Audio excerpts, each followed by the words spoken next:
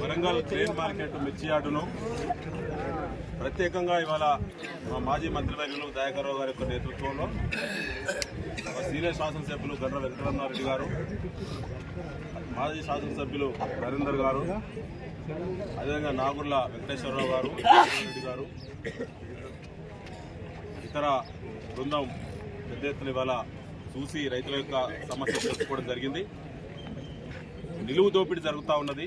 తెలంగాణ రైతాంగం కష్టపడి పండించినటువంటి ఎర్ర బంగారం పండించినటువంటి రైతులు ముఖాలు తెల్లబడిపోయినాయి.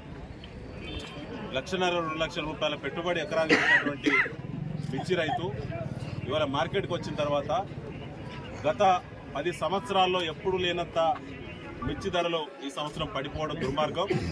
ఇది కాంగ్రెస్ పార్టీ ప్రభుత్వం వైఫల్యం, పూర్తిగా కాంగ్రెస్ పార్టీ బాధ్యత. వారికి ఏమాత్రం కూడా అవగాహన లేకపోవడం మార్కెటింగ్ వ్యవస్థ పైన.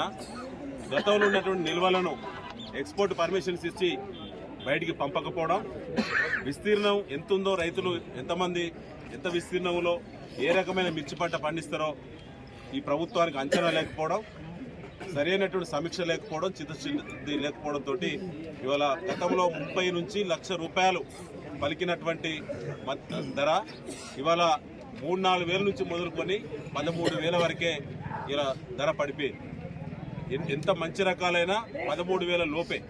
అంటే ఇది దుర్మార్గం. ఇది నిలువు దోపిడీ జరిగింది.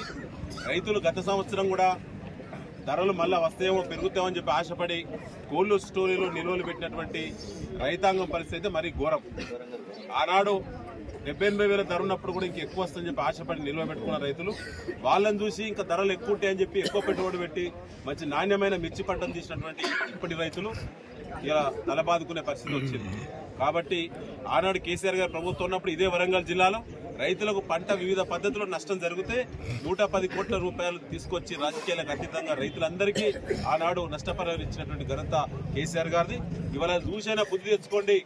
ముఖ్యమంత్రి రేవంత్ రెడ్డి గారు, ఈ జిల్లాకు చెందినటువంటి మంత్రులు సురేఖ గారు, సీతక్క గారు, ఈ జిల్లా కాంగ్రెస్ పార్టీ ఎమ్మెల్యేలు ఒక్కనాడు కూడా రైతుల గురించి మాట్లాడటం లేదు. ఒకనాడు కూడా గ్రెయిన్ మార్కెట్లో జరుగుతున్నటువంటి లావాదేవీల గురించి ఒకనాడు కూడా మాట్లాడట్లేదు. కుంభకోణాలలో మాత్రం మీ పాత్ర స్పష్టంగా ఉంటుంది. రైతులు పండించినటువంటి ధాన్యం కుంభకోణంలో పైసలు పంచుకుంటారు. రైతులు పండించినటువంటి CCI కొనుగోలులో, పత్తి కొనుగోలులో జరిగే కుంభకోణంలో పైసలు పంచుకుంటారు. ఇలా మిర్చి సంబంధించినటువంటి లావాదేవీలో కూడా మీ హస్తం ఉంటుంది. కానీ ఏ ఒక్కనాడు కూడా మీరు చిత్తశుద్ధితో పనిచేయడం లేదు. ముఖ్యంగా కాంగ్రెస్ పార్టీ మేనిఫెస్టోలో స్పష్టంగా చెప్పిండ్రు, తక్కువలో తక్కువ 15,000 నుంచి ధర పైకే ఉంటుంది మా ప్రభుత్వం వస్తే అని చెప్పిండ్రు. ఇలా ముఖం ఎక్కడ పెట్టుకుంటారు కాంగ్రెస్ పార్టీ నాయకులారా? ఇలా 15,000 ధర అని దిక్కే లేదు. 15,000 ప్రారంభం అన్నారు. అంటే 15,000 నుంచి 1,00,000 రూపాయల వరకు వస్తుందని చెప్పి మిర్చి రైతులు ఆశపడి ఓట్లెత్తే ఇవాళ నట్టేట ముంచి ఖచ్చితంగా ఇవాళ బీఆర్ఎస్ పార్టీ డిమాండ్ చేస్తా ఉన్నది.